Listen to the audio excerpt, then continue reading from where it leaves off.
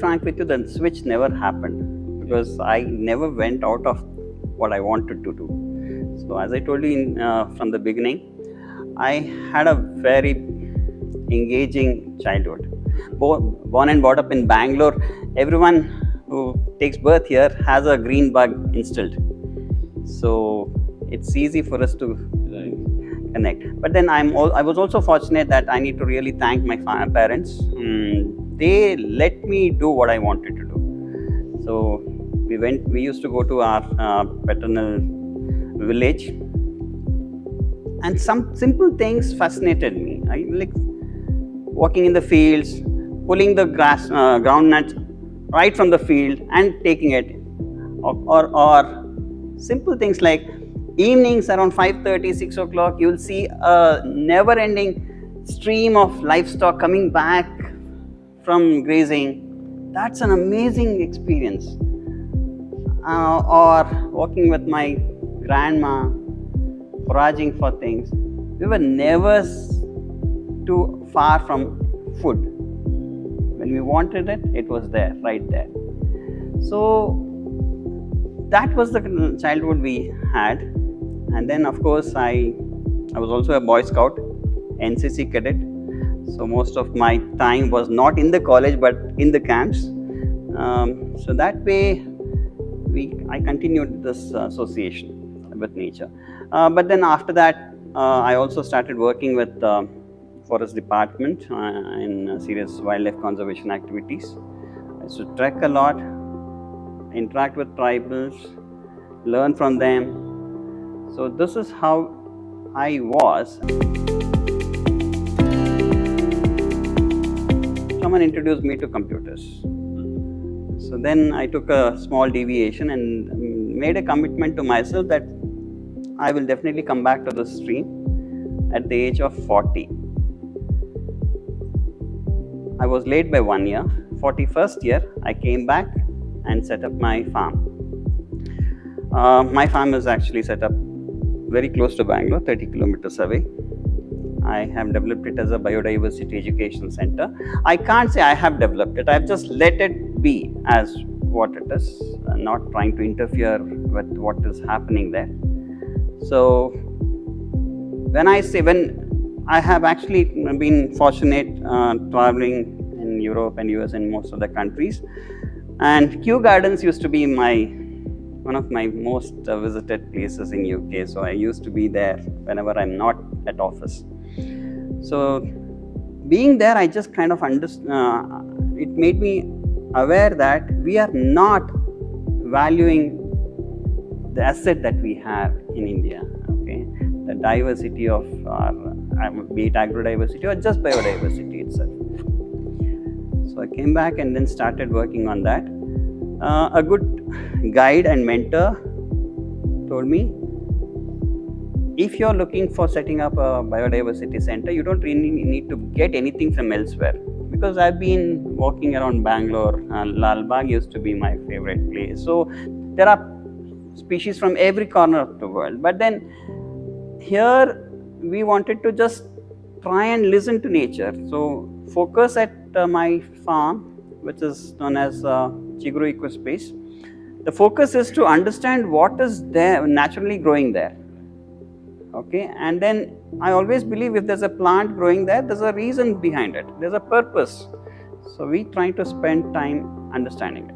So that is the reason why there has never been a switch. So I was in IT. Even when I was in IT, any country I visited, after my office hours, I used to again work with farmers and go on a wild trek there. Harsh, this is actually a very important question for the evening, I guess. Okay, I'm a farmer. I introduce myself as a farmer all the time. Okay, so I've seen what is happening in this space called farming. Now, if you look at a daily life of what a farmer goes through, it is quite challenging. But then, do we have to take that route? Is a choice. But I always feel, looking at how we as human beings evolved, from being hunters and gatherers to till today, where we have just outsourced providing food to one sector or one section of a community, say called farmers. That's a lot to expect from that community, especially when we think of how the country has grown. When we got independence, we were just 350 million, and then we went through that severe time where we didn't have food. So yes, there was a reason for us to start Green Revolution, but I always believe that should have been started as a project with an end date in mind, but that didn't happen.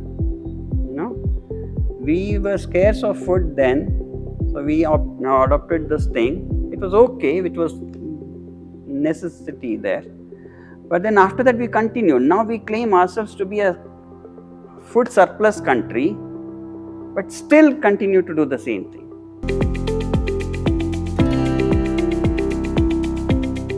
So I always think we have a huge challenge now on hand. I'll tell you what it is. You need to give me a couple of minutes to explain this.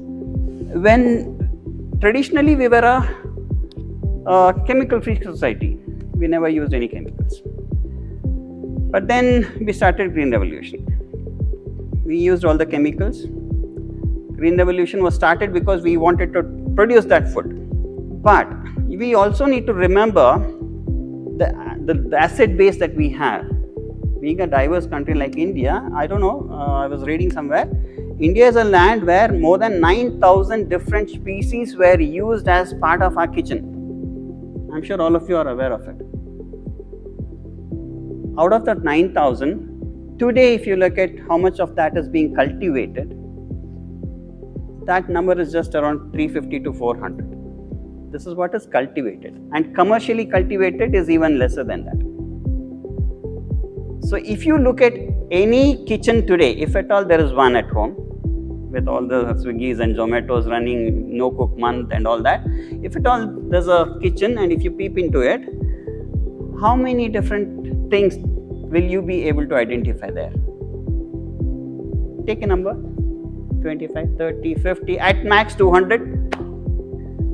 Now we need to understand, we are focusing on cultivating a lot of this commercially cultivated varieties.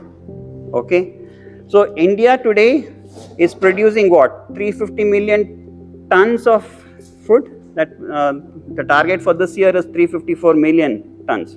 We would achieve it somehow, okay, no doubt. But then the estimation for 2050 is 500 metric tons, because our population is going to be 1.6 billion by then. How are we going to get that? We were in a situation like this in 1960s, and Green Revolution and these chemicals came in as big saviors. So we adopted it. Now what are we going to do? Okay, we have spoiled most of our land. 42% of Indian farmland is depleted, degraded, and we don't have the mindset or the commitment to go back to natural farming. That's not going to happen. So more and more chemicals is not an answer. So how are we going to scale up our production? And all this you're putting on that community, saying that you there has to produce 550 million tons, because we have 1.6 billion people here eating your stuff. How is it possible? So now this is a challenge, but then I also see opportunities there. We are talking about that number. I'll come back to that number again. 9,350, less than that being commercially cultivated. Does it mean that when we step out of this farm lands, all other species have gone extinct? No, they're still there. But why are we not recognizing it? Being in a tropical zone, I would always consider we can never go out of food. Mother Nature has given us so much. If you walk with me in my farm, I'll see more food than any other things. We forage for more than 200 different types of edible leafy green vegetables. So there is food out there. It's just that the knowledge that we are missing, and then the kind of education that we are giving, it's difficult. Yeah, that is again another important question, because I do conduct these programs for children, and most often parents do call me and say, give us a curriculum of what all you teach. I get these kids stay with me for 3 days at my farm, okay, and they want a breakup of those 3 days. I say, please, I'll take the kids and leave them free. I do have some things in mind. We will cover that. But then I don't go by the slots that we do it in classrooms, okay, where we switch from geography to English to mathematics within the span of 2 hours. So, if you look at us as species, we are all biophilic. But unfortunately, we've been displaced from our natural habitat into something like this, a built ecosystem. But our mind doesn't recognize that. The kids still live in that space. Okay? So, we always have a challenge to reconnect that, because the kids today are not aware of that space at all. They are born here, they grow up here, around the sockets, around the gadgets. Okay?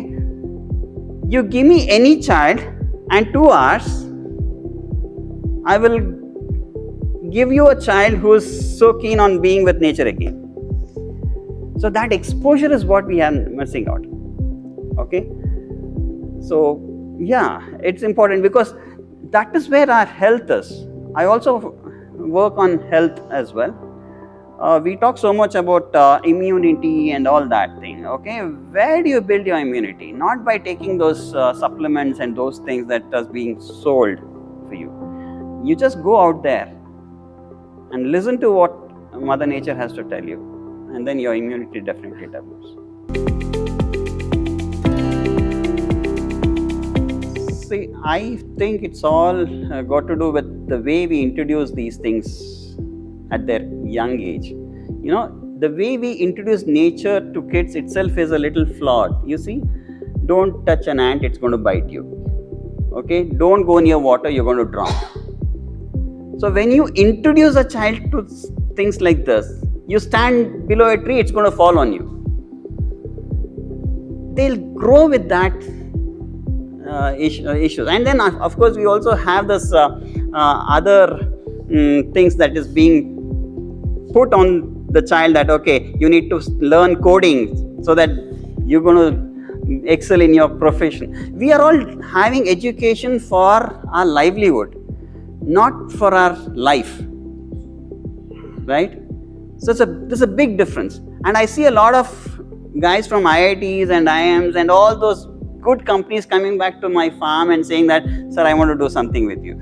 It's because all this while, whatever they've been doing, they've understood that it is definitely not what they wanted to do. So I strongly feel we need to tell them the simple stories. Okay, what I do is I just take them around and help them understand different colors of nature, or when a bird calls, they start connecting the positive notes there. Okay, that's how they start. Unfortunately, these kids these days are so engrossed with other things also. So first day I'm sure they will not appreciate this, but then when you start building a story around what is happening, and then especially you need to be sensitive about the age group that you're working with as well. Okay, so younger kids, it's easy, they're easy to manage. The teenage kids, you need to give them some challenge. Okay, take them on a hike, get them to do things, then they appreciate it. Take them on a night walk. I do that. I take them on a night walk without their torches. No, I see parents on both the extremes. Okay, there are some parents who say 3 days I'm going to outsource my child to you. You do whatever you want. What time are you going to drop them back? Okay, so that's one sort. And then there's another kind of parents, yes, they will also connect with you. So it's important, yeah, I recognize. But then also you mentioned about farm visits. Not all farm kids can come to farms. So I always, what we do is get them a simple pot and let them sow some seeds. The transformation of a seed changing into a plant itself is amazing. It's again the narrative, no? So the Mali is going to come and do the gardening. So these guys, they understand that, okay, this is not my job. Yes. This is something that, okay, someone is going to set it up for me. Yes. And I'll go there, enjoy that the green space and the butterflies and those things, and then use it. So that's why what I do is, I also run an initiative called Sanjeevani. But also I need to tell you, if you look at our terrace gardens these days, most of it is exotic or ornamental. There is hardly any functional plants there. So I focus on bringing back those food and herbs into our gardens. So you say, okay, you get hurt, take this plant, treat yourself. Okay, so there's a direct connect. So next time when he falls down, he doesn't come to me. He knows what to do. So these simple connects are important.